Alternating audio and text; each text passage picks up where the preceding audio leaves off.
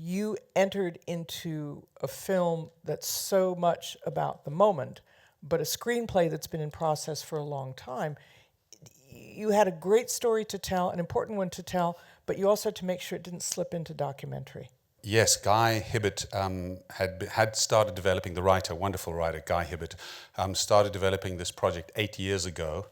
And at that point, he was sort of looking into drones were just becoming sort of common knowledge, if they were even then. And then nothing happened with it I think various people tried to get it made for 5 years. I only got the script 3 years ago. But you're absolutely right. When I got the script, the question for me when I read it was, wow, this is really tense. How accurate is it? I knew as much as most people did then about drones, and I felt that I needed to do a lot of research.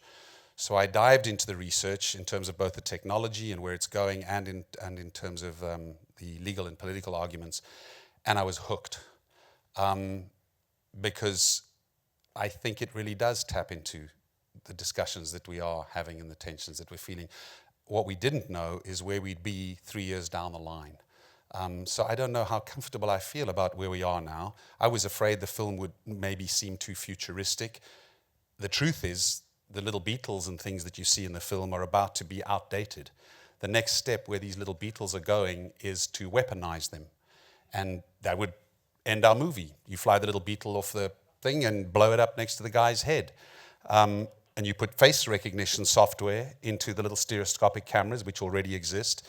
And you select who you want in the audience to be targeted. It finds you and blows a little anthrax up your nose. So there's a whole level of creepiness and strangeness that you can look up and find out, and people like Stephen Hawking, as you were mentioning when we were backstage, are concerned about in terms of killer robots and autonomous drones that take this technology to a whole new level.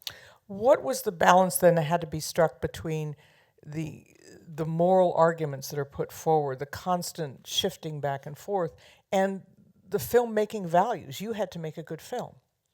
Yes, well, that I hope is the beauty of both Guy's script, and I hope the film we've made is that for me, when I was reading it, I thought this is a great thriller. I want to know what's going to happen next. I'm on the edge of my seat. What is going to happen next? But at the same time, I hope it leaves folks with a great deal to talk about. I hope it's an intense film experience that gets your heart pumping, but I hope that it also leaves you with many questions and things to talk about and do some research on. And yet it couldn't be preachy. No, that's a good point. One of the things I also didn't want to do, and I hope we haven't done, is tell the audience what to think. In a sense, this is a kind of a thought experiment about what would you do. You guys are the jury. I was and still feel like a jury member. And as the facts unfold and shift, your point of view can shift back and forth. Mine certainly did and still does. So I hope that the strength of Guy's script, and I hope we've delivered it in the film, is that it doesn't give you an easy answer. And I don't think these situations are easy. I mean, if you change the facts just slightly, you might have a different point of view. What if the number of people that might be killed is 25, and the number of innocent people that might be killed if you use the hellfire is 10?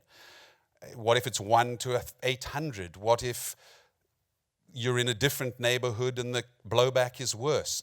I think the point is that not to think that there is some easy, glib answer, but to come at this thing from a perhaps more humble point of view. But at the end of the day, I also hope that it humanizes the situation, especially from the point of view of the innocent bystanders whose lives are taken when things go wrong. I think the term collateral damage dates to the Vietnam War and the Pentagon. But in this, it's used very specifically, but you can also see that every person involved in this, every person you see on screen, every character, is in a way a victim of collateral damage. Yeah, I think that's very well put. I like to think that you can kind of pause this film at almost any moment and spin off into a certain conversation. For example, you could pause it on the drone pilots and talk about the psychological collateral damage that's happening with these folks. You can obviously talk about the collateral damage to innocent bystanders and what the effect of that collateral damage is on the population around them, and whether we are winning them over to our cause or alienating them.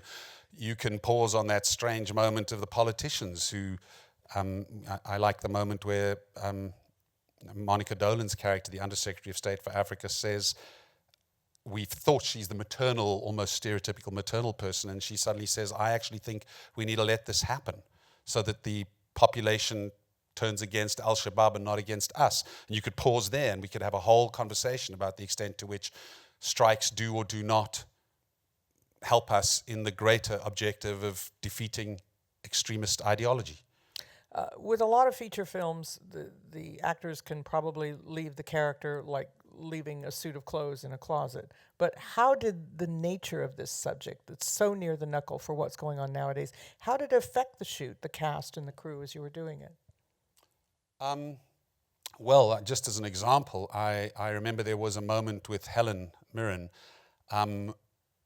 We built her bunker in an old warehouse. We didn't. The studios were being used. They're beautiful studios in Cape Town, 4 magnificent studios, which Michael Bay has for a show called Black Sails, full up. So we couldn't use the beautiful studios, so we built in warehouses. And I'm thrilled that Michael's show is out there and employing lots of people. But we built in this really not very attractive warehouse, and then we built this bunker in there. And I remember Helen coming off after about day 3 and going, Gavin, I can't imagine what it's like to do this every single day, to come to work as the person we based her character on does and do this job every single day. She was a little shaken after 12 hours of shooting inside this bunker. You shot in South Africa before, Tsotsi, which won an Academy Award for Best Foreign Language Film. Thank you. And you shot this film there, but you also had a Somali cast. Tell us about how that came to pass. Well, logistically, it proved to be too tricky to try and do this in Kenya for many reasons. Kenya is a great country. Security foremost among them. Security, exactly. And so we went to Cape Town, where there is a tremendous filmic infrastructure, great crews, many of whom I've worked with before. And there happens to be a very, very large Somali refugee community in Cape Town that is whole neighborhoods of their own, people who have fled Al-Shabaab. And so every actor, and indeed every extra you see in the film, is a Somali refugee, every Somali actor. So Arman Hajio, who plays the young girl's father, fled because his brother was shot by Al-Shabaab, frankly. And when you talk to these folks, I have an amazing South African casting director, Moonyin Lee, and when we went into these Somali communities and had open castings, some people came in and heard what the gist of the story was, and heard that Al-Shabaab was in some way involved in the storytelling, you know what I mean, as characters in the film, and walked right out, just out of fear. So the folks who stay have amazing stories. That little girl is a refugee. Her mother and her little real-life little brother is the little boy who runs to her at the end for the bread. That's her real brother. And her mum and her other sister are just 2 of the characters that come to buy bread from her at one point. And they have escaped across 5 countries to get to Cape Town. So amazing people. It makes you very humble when you're working with them. Very often at the end of films that deal with military subjects, you say, we want to thank the United States Navy for its cooperation. I didn't see anything like that here. No. So has the NSA come knocking on your door yet? Probably. I will say this. They'd never let you know. No, that's great question. We did not approach the Pentagon Film Office or the Air Force Film Office, and they exist. And not because we don't want to. We just felt that this film needed to be made without the endorsement of anyone. You also don't see the endorsement of Amnesty International or Reprieve, all of whom we consulted. We consulted with different organizations. We consulted with people in the military. And I did extensive research with people in the military. Many of the lines that you see in the film come directly from the mouths of people in the military. I'll give you one great example. When Aaron Paul says, I am the pilot in command responsible for releasing the weapon. I need the collateral. I need you to run the collateral damage estimate again. I will not release my weapon until that happens. That is a direct line from the colonel who trained the drone pilots, who, by the way, emailed me and congratulated me on the film the other day. I think he was very nervous and didn't want to be named. Some of their names are in the special thanks without rank, but others are not. And the reason for that is that That is a kind of last line of defense that a drone pilot has. And we did have military advisors on the set. The pilot that was on the set to advise Aaron was a F-16 pilot for 10 years. He flew in the Iraq War, and he has been flying drones for 6 years and now is in the reserve. So he still flies, but he consults on movies, and he flies drones, civilian drones, for movies with cameras. So he was a great guy, and that was useful because for the actors, you want them to feel that they know that when they push this button or move this lever or touch that autopilot or read the Dash 34 checklist, that they are absolutely doing the right thing technically. Because the ghost of Nuremberg haunts this film.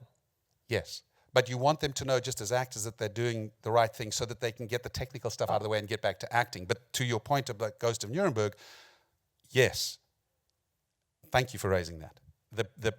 The question for an Aaron Paul, and it happened to our advisor, which is where we got the line, is as a young officer in the military, you do not promise to obey all orders. You swear to obey all legal orders. And this is fundamental, because if you obey an illegal order, as you point out, you can be charged with a war crime. If that were not the case, there could be no Nuremberg. So the pressure on a 24, 25-year-old pilot, if he thinks that this is an illegal order for any reason, he is actually obliged to say so. Now, many of us will say, I bet they hardly ever do, and I bet we'd be right. But they can. And part of what I got from the colonel who trained the pilots was an immense frustration at the point that he was working. Bear in mind, this was already years ago when we were doing the research, because the CIA was using Air Force pilots in some of their operations. And those Air Force pilots, their names are known, their ranks are known. They can't hide behind this anonymity. So if a drone strike turns out to have been illegal in any way, who's on the hook? So it was amazing to me to find that within the military itself, there was a great deal of dispute. Some people are incredibly pro these drones. Some people in the military describe them as humane as weapons. And we can talk about that if you like. And others are, this is really a tactical weapon, and we should not confuse it with a strategy, and whether we're using them strategically correctly or not is a huge debate in terms of the blowback question. Won't you please thank Gavin Hood? Thank you so much for coming, folks. Really appreciate it. Thank you.